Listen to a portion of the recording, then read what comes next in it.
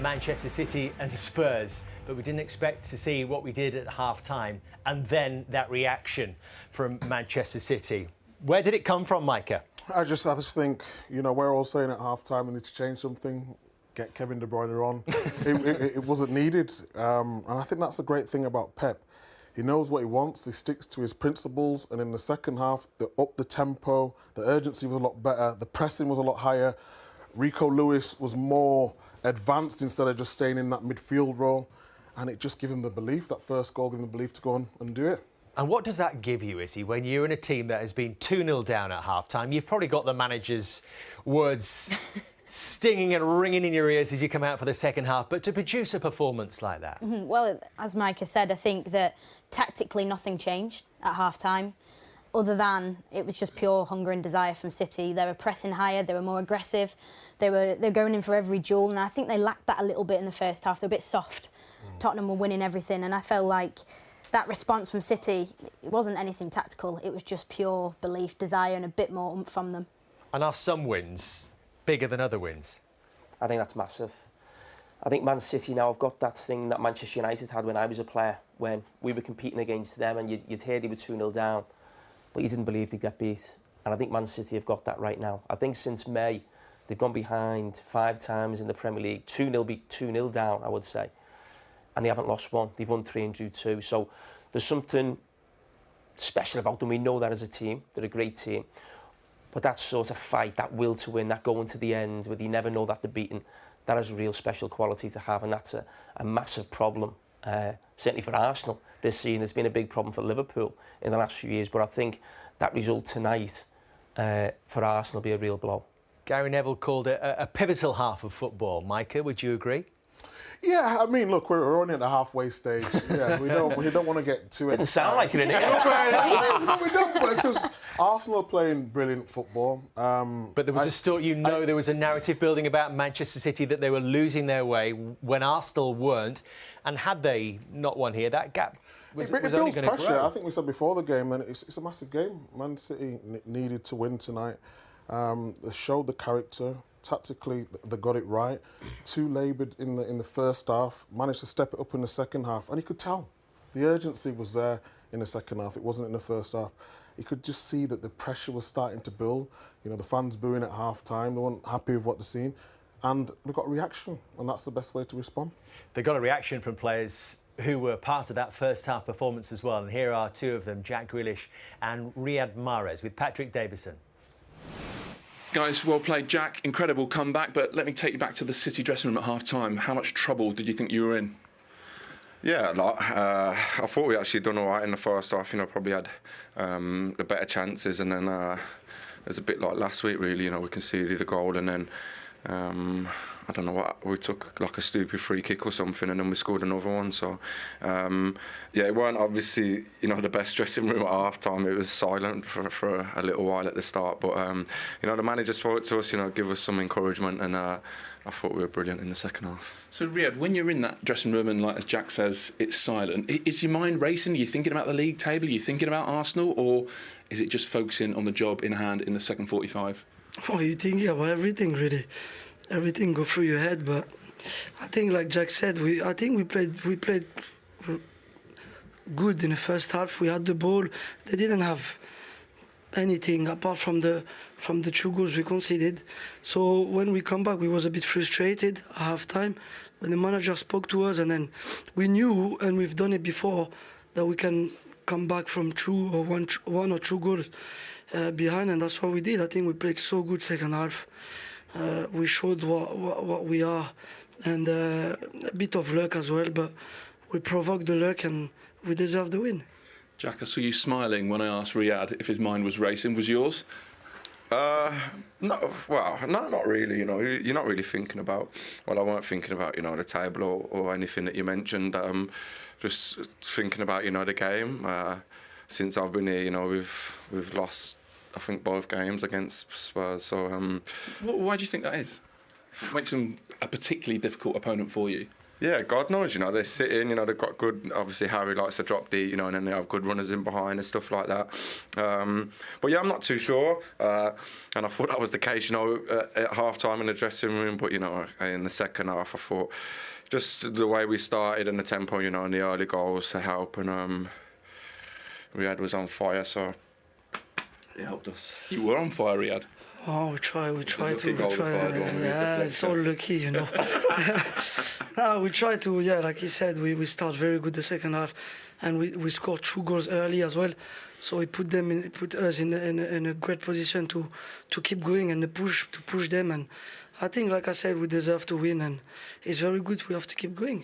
Were you thinking, right, I'm going to be the guy, I'm going to get a grip on this, because the run for the first one, header back assist for the second one, then a couple of goals? I'm going to be the guy, but I was trying, like everyone, I think even Jack, who tried to be more direct, more aggressive with the ball, and we start having chances, and then we scored. That's football, And I think second half we was top, and we scored 4 goals, so it was a good night.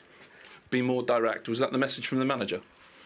No, we were actually speaking about it before the game, but it's difficult, man, against Tottenham, because obviously they have 5 at the back, and then the 2 wingers, Kulusevski and Son, also help out. So you have like the wing back, you have the right centre half, and then you have the right winger as well. So they like to double up, and they sat in a low block at times. So for wingers, it was difficult. But yeah, in the second half, once we got the goals, I think we were playing with confidence, and I think in the end we deserve the win. Very last one, I'm going to take you again back to the first half.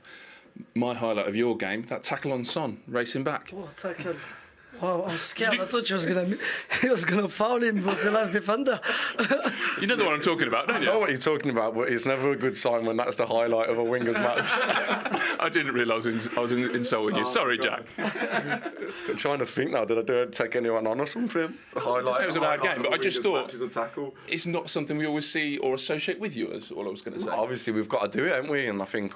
And then at the time, I thought they had a break, and Son's so good at this breaking away. Not today. No, I put a tackle in, and to be fair, I think anything could have happened, but luckily, I won the ball. Right, on that note, do you want to hand the Man of the Match award over to Riyad Mahrez? Well played, Riyad. Sorry, mate. Horrible that. They are great mates, those two. Riyad Mahrez was the inspiration, but Jack gets the final word for his challenge. But I don't know, there's something about tonight, Jamie, that this league continues to find new ways to surprise us, just when we think we've seen everything. Yeah, I mean, when you say surprises, we've just seen it so often, and I think it's just the Premier League at its best. We talk about the money that comes into the Premier League, but this is why people all over the world want to watch the Premier League. I mean, 2 goals just on half-time. Before you know it, it's 2-2. City go and win 4-2. So, I mean, a brilliant game, and this is why I go back to it. I hope it doesn't rear its ugly head, but I think it will in the future. The Super League. This is why some of the top teams in European football want to almost join the Premier League in some ways and create a Super League because of games like this. And this is why people around the world cannot get enough of the Premier League.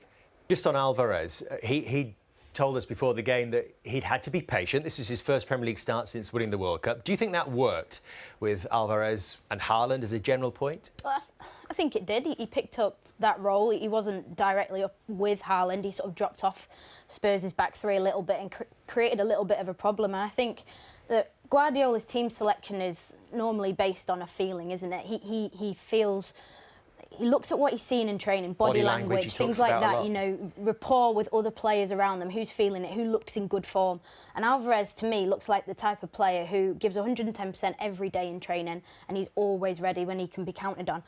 Comparing him a little bit to Gabriel Jesus, who spent the last few years at City, he didn't start every game, but he was patient, and when he played, he performed, and then he's obviously gone on to Arsenal now, and he's in the form of his life before he got injured. But I just see a player in Alvarez who's always a goal threat, and I think that's why I played tonight. I think it's really interesting how he deals with Alvarez on the back of winning the World Cup. And he didn't just win the World Cup, he actually changed it for Argentina. I know Messi was the star of the show, but Argentina didn't look like Martinez up front in the early games.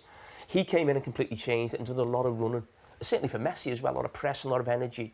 He comes back as a World Cup winner. Pep has to find a role for him. I wouldn't say every week, but how am I going to fit him in to keep him happy? Now tonight, Izzy was right, he didn't play right up front alongside Haaland. He played in the De Bruyne role, which was that sort of inside right in the hole, but he's a different type of player. Eventually, I think he's going to have to play maybe in a wide position as well, like Gabriel Jesus. So Pep Guardiola's not going to play 4-4-2 to get Alvarez in. So he's going to cover for Haaland. He's going to fill in now and again. But he might be able to get away with that till the end of the season. But as I said, eventually, he's going to want a real prominent role in this team. To the other side. I had to check this stat over and over. He's now got 22 Premier League goals, already more than any player in a season under Pep Guardiola, and we're at halfway. Wow. That's staggering, isn't it? It's ridiculous. It's a long way to go as well. Yeah. He's going to get 40, isn't he? I think so. What's going to stop him getting 40? Injury, that's the only thing I can see. I mean, he's going to break, well, he's breaking the record already for City. I mean, you look at sort of the Premier League records, whether it was going back to Alan Shearer, you go back to sort of Luis Suarez, Mo Salah, I think in terms of games in a season, you think he's going to break that. And just think, before the game, we were all talking about, was he a problem? I certainly was. I brought it up. Yeah, you brought it up. Spurs were a little bit naive, a little bit, like I said at half-time, a bit erratic in their defending. And that decision from Perisic, for me, is a really poor decision. Because in a 3-4-3, as a wing-back, you don't need to fly out unless you are 100% sure you're going to win the ball. And in that case, he doesn't. I mean, yeah, you can call it naive. Spurs bottled it. I mean, you go through every single goal there, and the Perisic one, he's enticed a little bit. It's one of those balls where we've all been, you think you can get there. But you know what? You know, if you're not going to get there and get the ball, you get the man.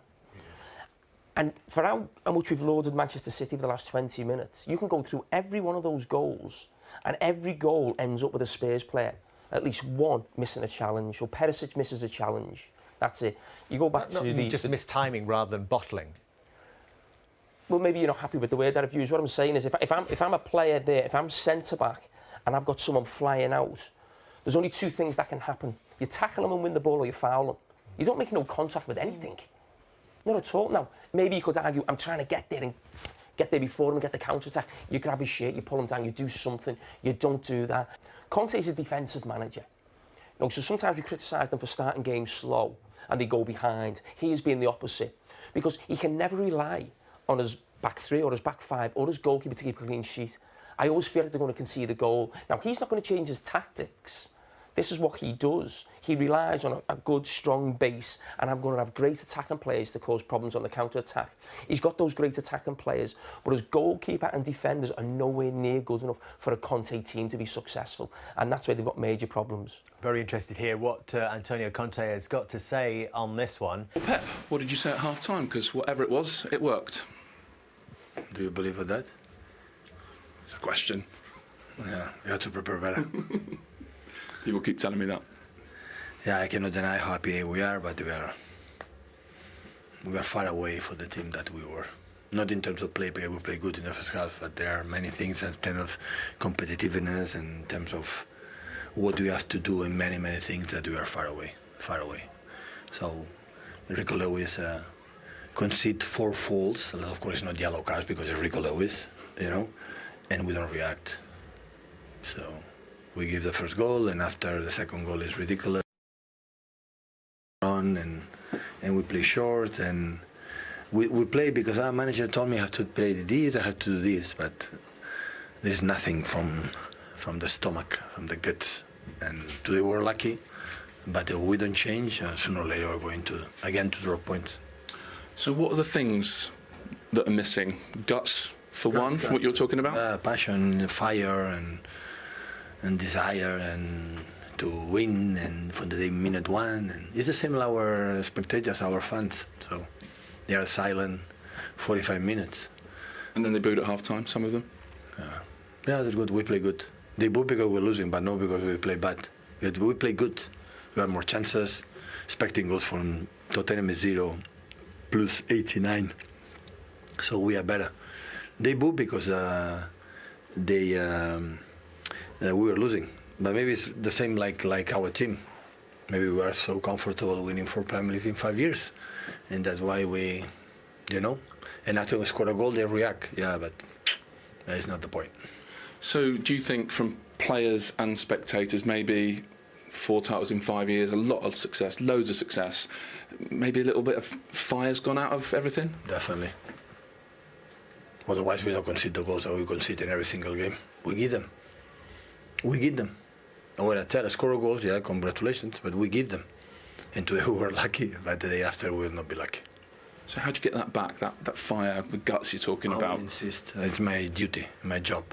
I want my fans back. I want my fans in here.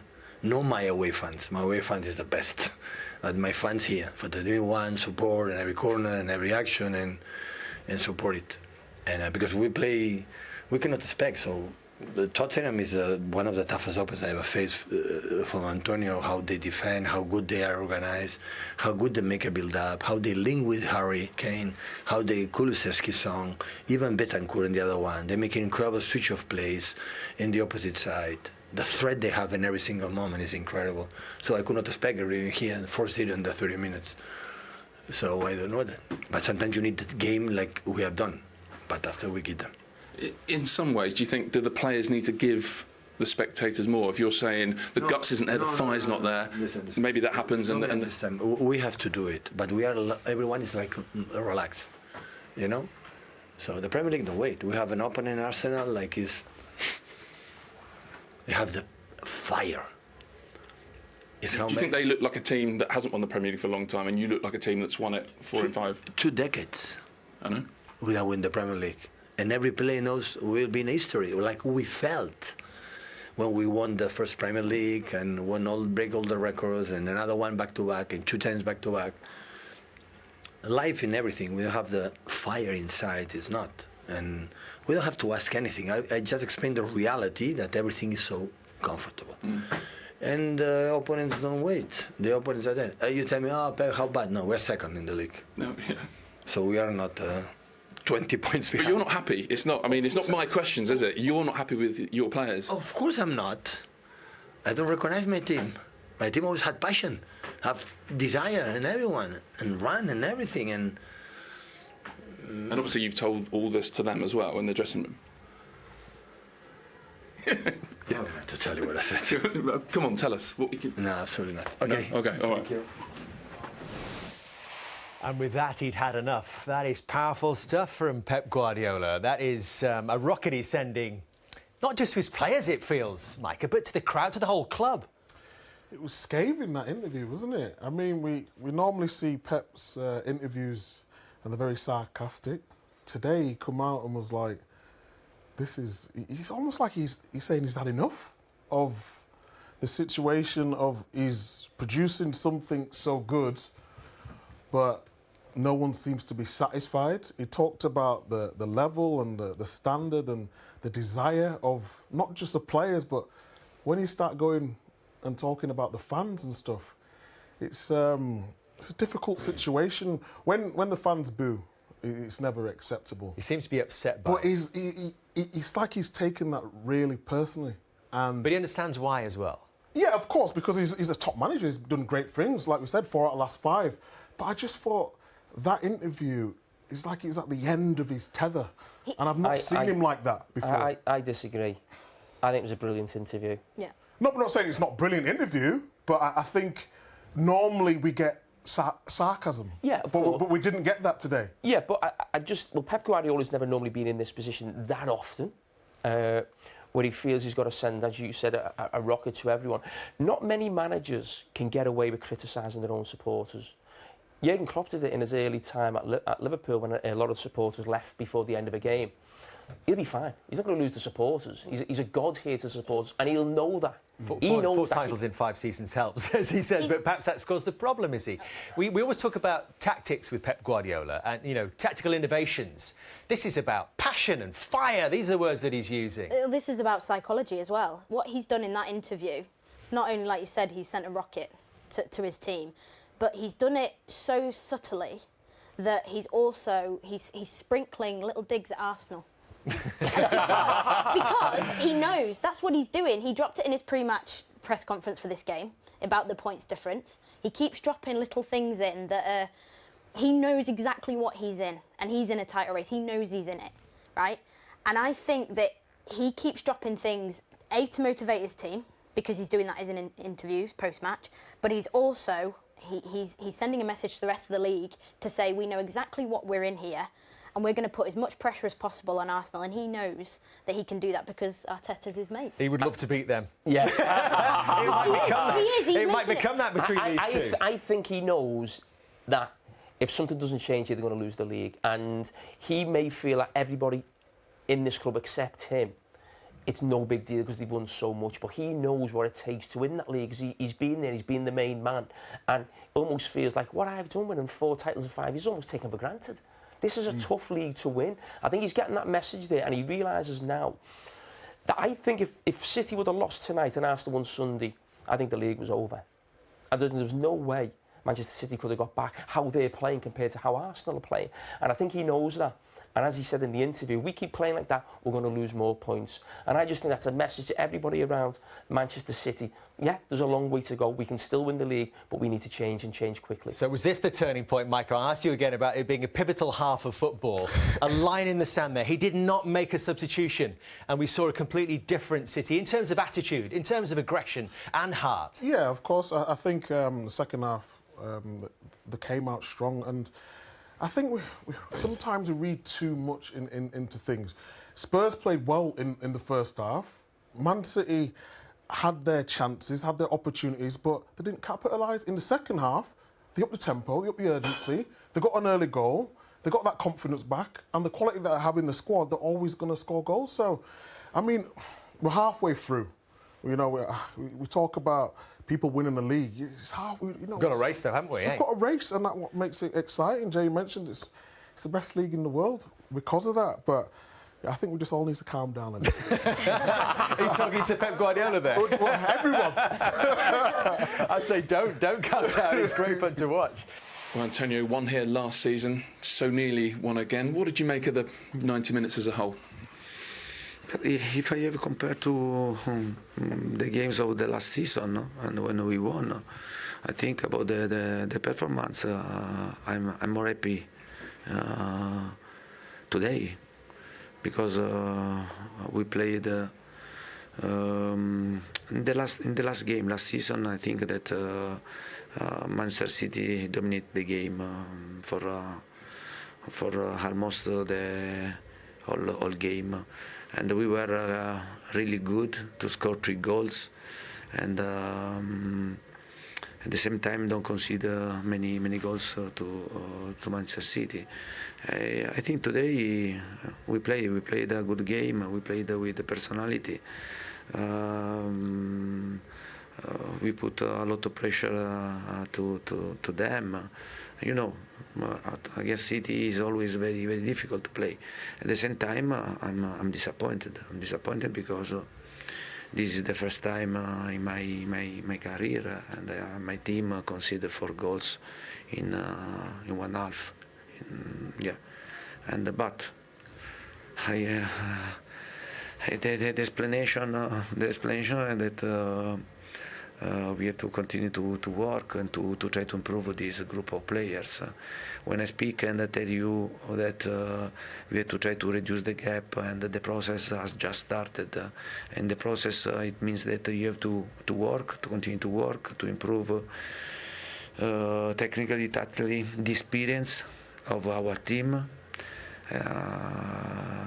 It means that we have to try to improve also to manage a situation like today. In the second half we conceded a goal after a few minutes, and then we conceded the second goal after 2 minutes. Usually when happens this type of situation, you have to be calm, and you have to try to find a solution to lose time. And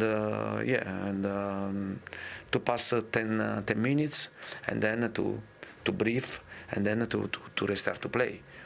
And instead, we concede the second goal quickly. I said to you before the game that in this type of game you have to be also a bit lucky. Today, I think that we were unlucky because after the 2-2, we had it's a massive chance, isn't it? Massive chance to score again and to go up. I think if happen this type of situation, I don't know the reaction of Manchester City. Instead, we considered other 2 goals, and yeah, but we have to continue to repeat, to work, to have patience, and we need time. We need time to try to create something important for this team. I know you hate to lose, but after a difficult spell, did that performance feel like a step forward from your team, like an improvement from what we've seen in the last few weeks? Yeah, but in one side I'm really disappointed for this loss, because I hate loss, especially because we considered then 4 goals, and 4 goals usually in the whole game, and has to be difficult to concede 4 goals, but to concede in only 45 minutes, it means that we have to try to improve a lot. Compared last season, I think that we are conceded much more goals than last season. At the same time, I think that with more attention, with more focus, we are good. We are good to have this type of performance, because I think we played good football. We played with personality. We tried to create problems, and we created problems to Manchester City. But at the same time, this game are important to understand the difference between us and the other top club.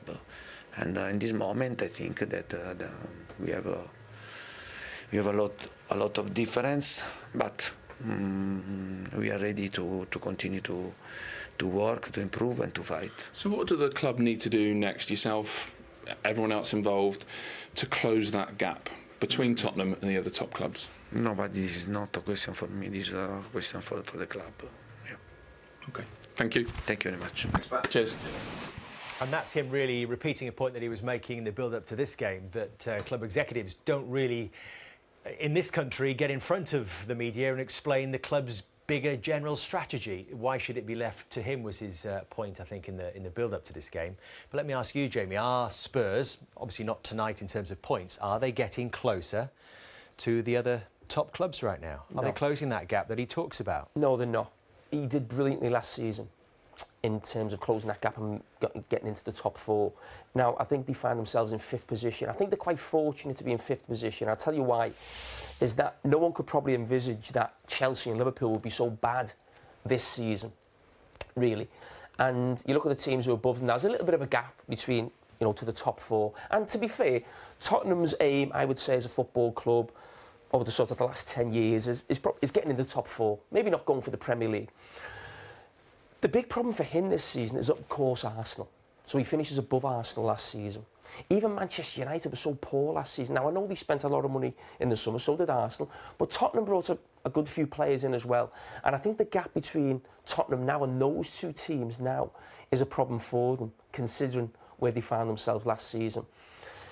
And his record against the top teams this season, not just the teams, is awful. They've played what I would call 7 games against the top 4 now, plus Liverpool and Chelsea. They've lost 6 and drew 1. And the one they drew, they scored in the last minute at Stamford Bridge. So, and this recent form isn't helping either. And need to draw your attention as well to the goals against column, where they've conceded 2 or more in 9 of the last 10, and they've lost 6 of those games. But that, for me, that is, we know it's really poor. But for an Antonio Conte team, it's even worse. Because his teams are built on being strong defensively. He's a defensive manager. I've said all the years I've been on Sky, there's no right or wrong way to play football. There isn't. But you can't deny football the way it's gone in the last 10 years, maybe down to Pep Guardiola, it's a lot more high risk than it used to be. And not just football. Think of other sports. Look at the England cricket team now. Or even when you watch snooker, no one plays a safety shot. That's the way sport's gone now. It's about being on the front foot. It's about being proactive, not reactive. Now, we've said about a manager I had for years, Rafa Benitez, Jose Mourinho, Conte. Don't always pass the eye test in terms of watching the teams play, but they can win you a trophy. But they're not winning the trophies at the moment, those type of managers. And that's the big problem for Conte. And Conte brings baggage with him. His negativity in press conferences. it is a big problem for clubs. He's always questioning the hierarchy. Now, Tottenham fans might agree with that, and there might be a fair point in terms of Daniel Levy, how long he's been at the club, you haven't won stuff. But when you get a manager like that, and there is a certain negativity about him and baggage that he brings, he has to win. Because the football's not great. There's negativity in the press, but you could always hang on to the fact that we won. We had that at Liverpool with Rafa Benitez. Chelsea had that with Jose Mourinho, they won. Tottenham aren't winning, but they're not in a position to. They haven't got the players to win yet. And I go back to what I said earlier. For Antonio Conte to win, he's not going to change his tactics. This criticism of Tottenham being negative at the start, he doesn't see that. He sees it that my goalkeeper and defenders are not good enough to keep the opposition out. So they weren't good enough in the second half. They weren't good enough when they start games. When we talk about Arsenal last week, battering Tottenham in the first half, Conte didn't see that. He actually said they did well. He doesn't care about possession of the ball. He thinks, we had 2 or 3 good chances. But my defence and goalkeeper are not good enough. So when he talks about we need to improve, see the board, they need 2 or 3 defenders and a goalkeeper if Conte is going to challenge and if Conte is going to stay. But he's a proven winner, though, isn't he, in his CV? I believe if he was given the right players to play the tactics that he wants, then he could win something. And I'm not talking about the Premier League. I'm talking about doing well in the Champions League, or having a cup run, because where he sets his teams up are normally difficult to... maybe he has to change something. Do you think then that there's confusion, Micah, with the strategy, the bigger picture of Spurs? If you're saying he needs those tools to do the job, they've appointed a manager who is... Are you OK, Jamie? Got some water? He just did a long speech. He did do a very long speech. They've appointed a manager who's all about the win now, isn't he? That's his mentality. We've heard that from Jamie. That should always be the mentality. Does he have the tools to do that? I don't think he has the tools, no. But you can work with what you've got. Like, granted, they're not necessarily where they want to be. OK, no, sorry. But he's always talking about improve the technical and tactical experience. He's talking about we need to work, we need to fight, we need to get better. Okay, the language that he's using. How many players, Spurs players, would get into Man City's side? Or Arsenal's team. Exactly. So, you can't really blame the tools because he knew what he was taking on when he got the Spurs. He might have been told he was going to get more money. But no disrespect to this Spurs team, the way they play and the players that they have, it doesn't fit at this moment in time. So he's got to find the right pedigree to get them moving forward. But at the moment, the way they play, I just think he needs some more players. I think if you back him, he's a proven winner. He is a proven winner, of course. That's why he comes into the job. But those managers have to win because there's nothing else. And that's not a criticism. I love the fact that Conte comes in because we can look at different teams doing different things, 5 at the back, different ideas. But you go back to, people always say, you might win a cup for Spurs, you put up with the football. They got beat by Forest in the cup. Now, I'm not battering Conte. His record is absolutely fantastic where he's been, hence why Tottenham bring him in. But this thing about keep bringing players in, everybody knows Tottenham and Chelsea. They're not Manchester City. So the answer can't always be the transfer market. When you're at a club like that, you have to improve some of the players that you've got as well. Yeah, but you also need to think ahead as well with regards to recruitment. And you look at, I see it a little bit like Liverpool this season.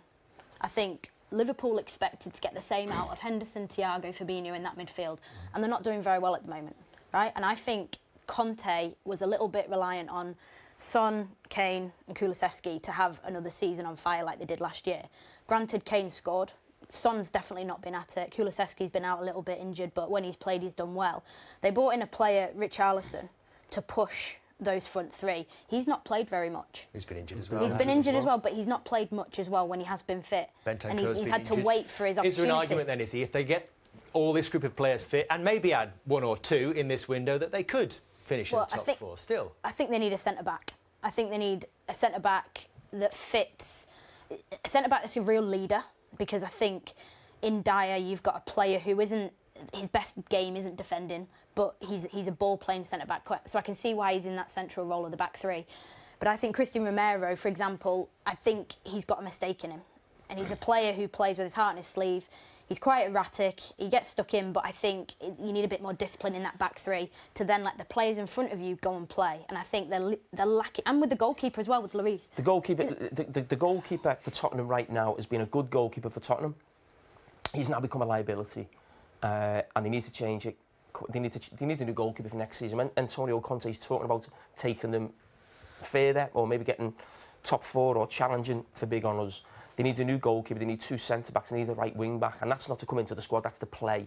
That's exactly what they need right now, and that's what I go back to. Conte hasn't got the players. He wants to play his way, which is defensive football, which is counter-attacking football. He's got the attacking players, but he hasn't got the defenders to get him clean sheets. And they've got another big test on Monday Night Football against Fulham, and Jamie can have another go off his long run then.